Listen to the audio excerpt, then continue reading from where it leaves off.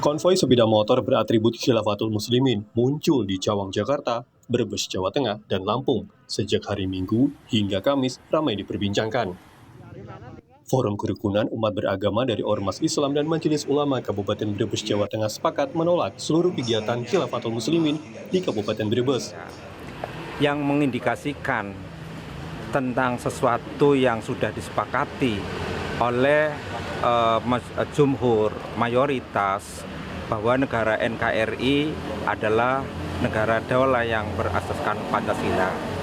Maka selain dari itu, maka apa yang telah disepakati bahwa hukum yang ada di Indonesia selain dari itu adalah tidak diperbolehkan.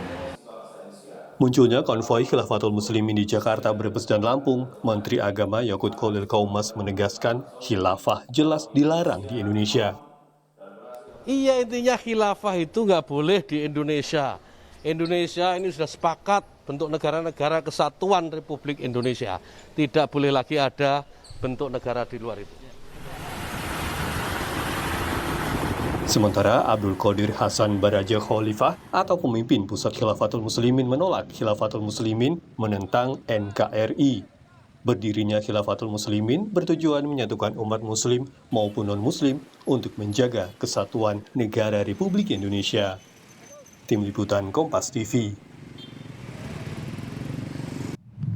Khilafah jelas dilarang di Indonesia. Kita bahas bersama dengan sejumlah narasumber kita. Yang pertama kita sapa, ada Islah Bahrawi selaku Direktur Eksekutif Jaringan Moderasi Beragama Indonesia, dan juga ada Pak Abdul Qadir Hasan Baraja selaku pimpinan Khalifatul Muslimin. Assalamualaikum, selamat petang Bapak-Bapak. Waalaikumsalam warahmatullahi taala wabarakatuh. Saya ke Pak Abdul Qadir dulu. Apakah benar konvoi ini memang arahan dari Khilafatul Muslimin dan sebenarnya apa tujuannya Pak Qadir? Baik. Khilafatul Muslimin bukan organisasi buatan Abdul Qadir Baraja. Tapi Khilafatul Muslimin itu sistem kesatuan kehidupan bersama kaum muslimin dalam rangka menjaga keutuhan di mana dia berada bersama umat secara keseluruhan, baik Kristen maupun Buddha dan lain-lain. Baik, seperti di zaman Rasulullah SAW ada suatu perjanjian yang disebut Piagam Madinah. Piagam Madinah itu kesepakatan kaum muslimin di bawah kepemimpinan Rasulullah SAW bersama para sahabat beserta orang Yahudi yang tinggal di Madinah itu mempunyai kesepakatan bersama kalau ada yang menyerang negeri Madinah kita sikat bersama-sama. Itu asalnya.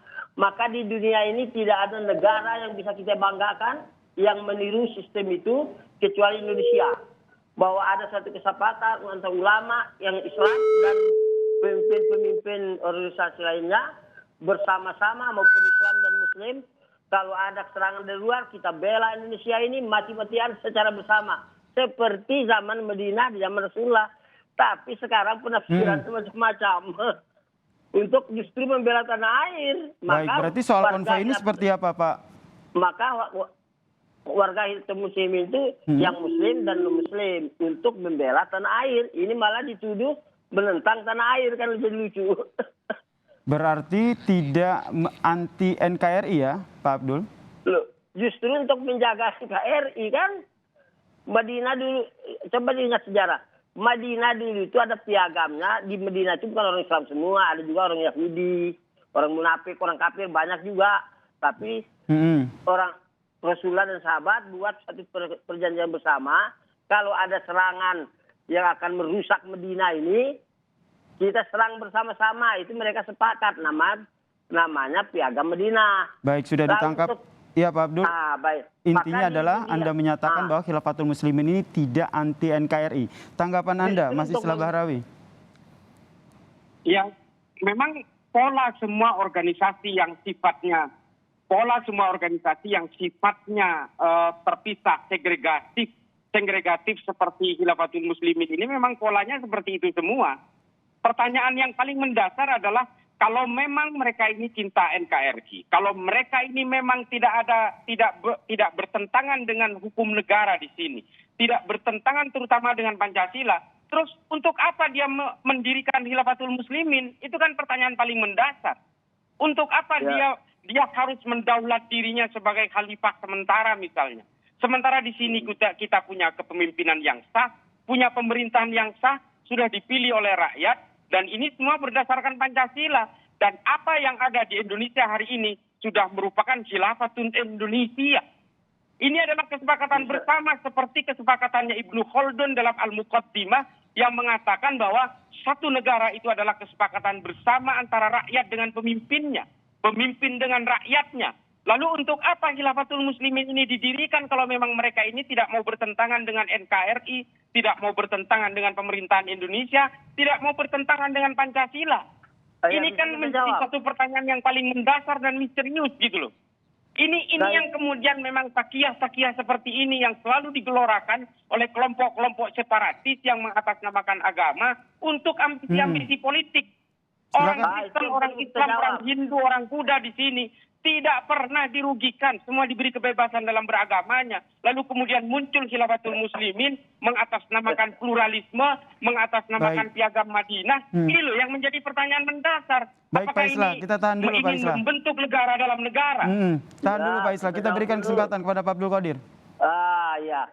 Jadi kenapa kita adakan kelompok khilafah lagi untuk mempersatukan umat Islam?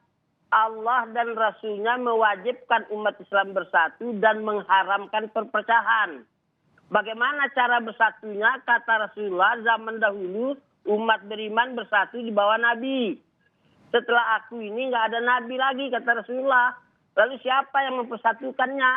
Namanya khalifah, jatah sejarahnya ribuan tahun. Lalu kita tinggalkan, ini masalahnya dosa, bukan menentang negara.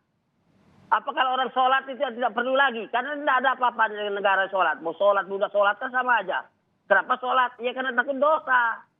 Jangan kita berpikir seperti orang kafir, tidak perlu takut dosa. Tanggapan Anda Pak Islah? Maka kesatuan ini wajib masa nggak ada caranya. Tidur aja ada caranya, nggak bisa dirubah. Saya tanya kepada Pak Abdul Qadir Baraja. Ya. Anda ini sekarang khalifahnya kan? Anda ini didaulat sebagai khalifahnya kan? Iya. Anda pikir Anda bisa menyatukan semua umat Islam di seluruh dunia, terutama di Indonesia? Oh, bersatu atau tidak itu masalah lain. Tapi usaha itu adalah kewajiban. Karena kita mencari pahala. Kalau tidak usaha, tidak ada pahalanya. Pak, saya tanya kepada Anda sekarang. Seberapa lebih kuat Anda dibanding dengan Sayyidina Abu Bakar, Sayyidina Umar, Sayyidina Utsman, Sayyidina Ali, yang ternyata tidak bisa menyatukan umat Islam. Bahkan perang sesama umat Islam di zaman itu, pada zaman Khulafaur Rasyidin itu, perang Jamal, perang Siffin, perang Huruf, perang Zat, semua saling bunuh di situ. Baik, itu masalah kejadian. Kita ini bukan membicarakan hasil, yang dibicarakan itu wajib bersatu, caranya bagaimana. Mau berhasil. Nah, persoalannya Anda hari ini. Persoalannya Anda hari ini. Aja ngomong. Pak Islah, tahan dulu Pak Islah. Persoalannya Anda hari ini menyatakan sebagai khalifah, lalu Anda kemudian bisa menarik infak dari orang, lalu Anda seolah-olah membuat negara dalam negara. Bukankah Anda ini justru menjadi ajang perpecahan di sini? Pak Abdul, Anda telah membuat perpecahan sendiri dengan menyatakan bahwa Anda ini khalifahnya. Kan itu pendapat Anda tentang kekhalifahan, bukan pendapat Khilafatul Muslimin. Sekarang persoalannya, Anda ini dipilih oleh siapa? Anda ini dipilih oleh siapa sebagai khalifah? Saya mau tanya. Kalau mau dibandingkan yang dulu, apa Nabi itu habis dakwah terus dibilang orang gila. Kamu itu orang gila. Padahal dakwahnya benar kan? Apa terus tidak jadi kita berdakwah? Bukan masalah. Pak Islah bisa tahan dulu, Pak Islah, kita kasih kesempatan kepada Pak Abdul Qadir dulu. Baik. Maka Allah dan Rasulnya mewajibkan kita bersatu, mengharamkan perpecahan. Ancamannya neraka. Ancaman ini kita harus laksanakan. Bagaimana cara melaksanakan? Bikin suatu organisasi dikarang sendiri. Nabi tidak pernah ngarang organisasi untuk bersatunya umat Islam. Tapi disebut Nabi pemimpin untuk persatukan umat. berhasil atau tidak berhasil tidak masalah. Tapi setelah Nabi, khalifah yang untuk mempersatukan umat itu berhasil tidak berhasil bukan masalah. Maka nabi-nabi sebelum Nabi itu gagal semua. Yang kena banjir hancur semua kampungnya. Itu bukan masalah. Kalau kita bilang, apa Anda bisa seperti Abu Bakar Siddiq? Apalagi ditanya, apa Anda bisa seperti Nabi? Tidak bisa begitu pertanyaannya. Itu pertanyaan konyol itu.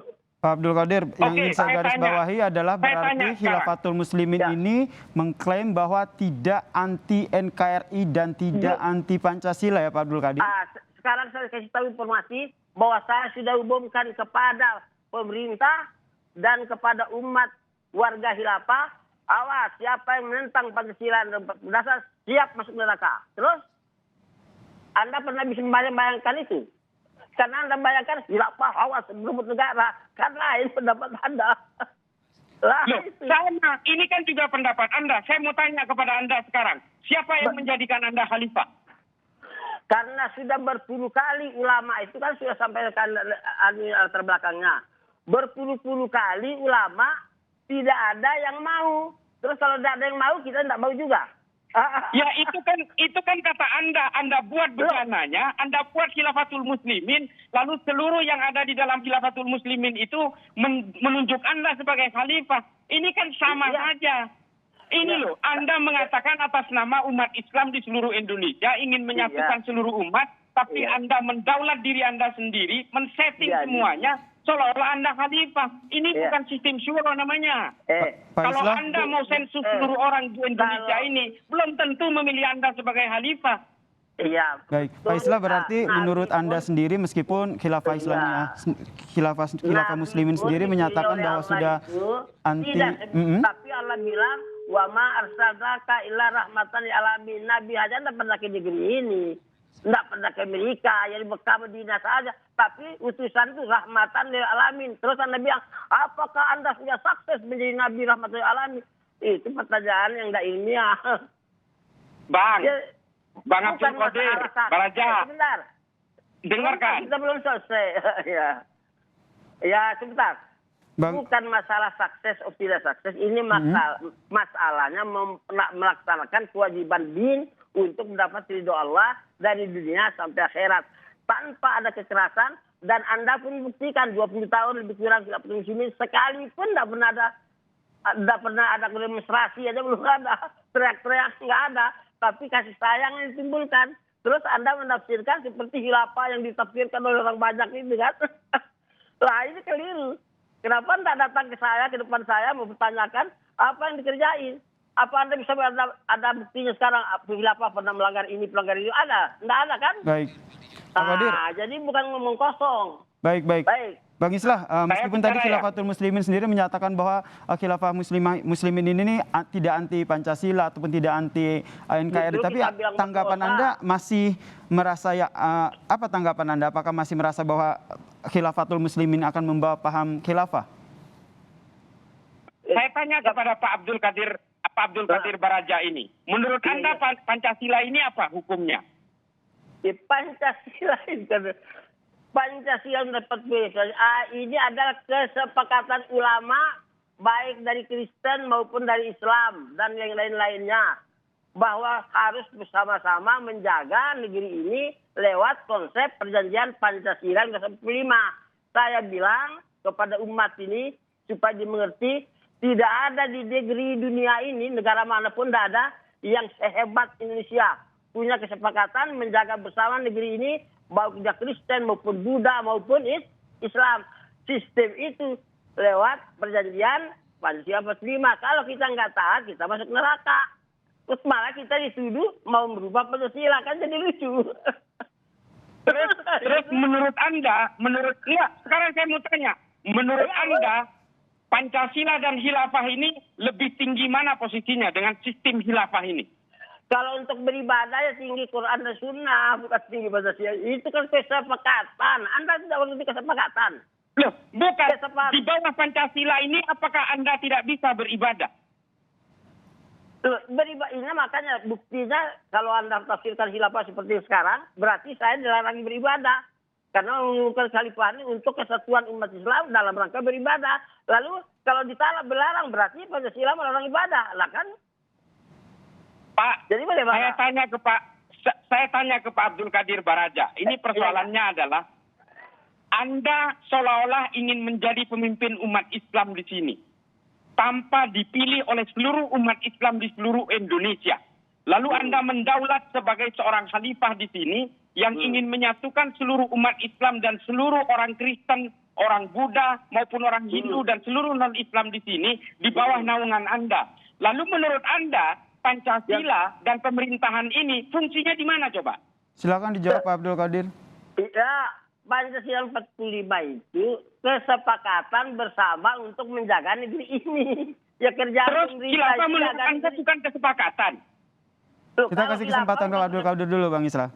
Iya, kalau khilafah itu bukan kesepakatan semua. Ini suatu dakwah untuk mempersatukan yang mau, alhamdulillah, yang tidak mau kita tidak paksa. Laku didukung waliyadin. Jadi bukan harus ini, kamu harus ikut saya, bukan begitu. Gimana Anda enggak. Ini ada yang rancu nih. Sementara dia ini ditunjuk sebagai khalifah hasil kesepakatan katanya. Iya, Coba gimana kesepakatan. khilafah itu bukan kesepakatan itu gimana sih? Apa sampean ini turun dari langit itu? Ya. Dulu juga khilafah itu kata Nabi, khilafah lebih haji nubuwati 30 tahun. Setelahnya bukan khilafah lagi, tapi mulukan adol. Setelahnya mulukan jabariyah. Coba semua juga ngaku khalifah. Kenapa? Ya karena khilafah itu sistem kebersamaan hidup kaum muslimin. Nah, kita mau cari itu kan baik menurut tuntunan. Pak Abdul. Kalau dilarang oleh Pancasila, tidak mungkin. Nah, Pak Abdul Qadir. Sebentar. Karena penafsiran khilafah itu, dulu karena banyak perang-perang kan, perang itu bukan hanya khilafah. Baik, Pak Abdul Qadir. Mau Yahudi juga perang juga, PKI juga perang juga. Perang itu manusia semuanya perang. Jangan itu yang menjadi pandangan sehingga asal khilafah perang. Bukan begitu. Pak Abdul Qadir. Ya. Jadi berarti Anda menjamin bahwa berdirinya Khilafatul Muslimin ini tidak akan melanggar aturan yang berlaku, termasuk tidak akan anti Pancasila dan NKRI, meskipun Menak sendiri menyatakan bahwa khilafah jelas dilarang di Indonesia. Kan saya sudah jelas menyatakan tadi, yang melanggar Pancasila 45 itu kepada warga khilafah, saya kira berdosa, masuk neraka. Terus dibilang tidak akan melanggar Pancasila. Bagaimana kita punya pernyataan seperti itu kok? Maka kasihan ya, karena khilafah penafsirannya di pemerintah dan ulama pada umumnya yang gagal menegakkan kekhalifahan itu, 1924, itu pandangannya berbeda. Mengeluarkan khalifah untuk berebut satu kekuasaan negara kan. Nah, pendapat ini akan kita hapuskan dengan siapa muslimin. Maka sebentar. Saya ke Pak Islah. Pak Islah. Nanti dulu setiap bulan kita maklumat itu kita edarkan ke seluruh negeri ini supaya orang jangan tertipu dengan penafsiran tadi. Baik, saya ke Pak Islah. Pak Islah, Pak Abdul Qadir sudah menjamin. Tahan dulu Pak Abdul, izin. Iya. Pak Islah, Pak Abdul Qadir sudah menjamin bahwa Khilafatul Muslimin ini akan taat aturan pemerintah, tidak anti NKRI dan tidak anti Pancasila. Apa yang menjadi fungsi dan kekhalifahannya Abdul Qadir Baraja ini apa kalau begitu? Dia kan membuat struktur negara dalam negara. Ini jelas bertentangan dengan hukum-hukum normatif di negara kita. Makanya diam. Saya ketika tahan Anda dulu Pak bicara Abdul Qadir, tadi, tahan dulu Pak Abdul, silakan. Pak Islah silakan selesaikan dulu. Kita udah tahu strukturnya. Di setiap daerah-daerah ini punya amir-amir daulah ini di setiap wilayah. Bahkan ada amir safar segala macam. Kita sudah tahu ini strukturnya. Saya posisi ada di Brebes. Ini semua sudah kita sedang teliti semua strukturnya seperti apa. Modus-modus kelompok seperti ini memang selalu bertakiah seolah-olah dia berdiam di balik kedamaian. Ini kita tahu kok ini eskalasinya menuju satu abad 2024 nanti kok. Ini adalah modus-modus dari gerakan-gerakan separatis, gerakan segregatif atas nama agama. Ini adalah penunggang-penunggang agama yang sudah terjadi berabad-abad. Ini temuan yang Anda temukan ya? Saya harus mengatakan faktanya seperti itu. Fakta yang Anda temukan. Ini menjadikan dirinya khalifah, menjadi pemimpin. Dia ini ingin menjadi pemimpin tandingan di dalam negara. Ya, sudah. Baik, cukup Pak Islah. Silakan Pak Abdul. Nah, pendapat seperti itulah yang mau kita hapus. Pendapat yang disampaikan inilah yang mau kita hapus itu dari Khilafatul Muslimin. Sehingga betul-betul ini hanya kelompok kesatuan umat Islam berdasarkan ajaran Allah dan Rasul untuk mendapatkan ridho Allah dalam menjaga negeri ini bersama-sama. Baik Pak Abdul. Singkat saja Pak Islah terakhir. Terakhir ya. Ya. Perlu diketahui bahwa Khilafatul Muslimin tahun 2014 menyatakan loyalitasnya kepada ISIS di Irak dan Suriah. Ini jelas-jelas punya resiliensi ideologis dengan kekhalifahan di luar negeri yang brutal-brutal itu. Ini tidak boleh bisa dipungkiri. Ini harus bisa dipahami oleh seluruh rakyat Indonesia bahwa Khilafatul Muslimin ini tidak sedamai yang dia suarakan. Ini adalah takiyah-takiyah yang sudah terima kasih biasa Bapak-Bapak. dilakukan. Karena waktu kita juga terbatas terkait dengan pembahasan kita terkait dengan Khilafatul Muslimin ini. Terima kasih buat waktunya. Terima kasih buat waktunya terkait dengan pembahasan kita pada petang hari ini. Terima kasih kepada Direktur Eksekutif Jaringan Moderasi Beragam Indonesia, Pak Islah Bahrawi, dan juga pemimpin dari Khilafatul Muslimin, Bapak Abdul Qodir Hasan Baraja telah bergabung di Kompas Petang.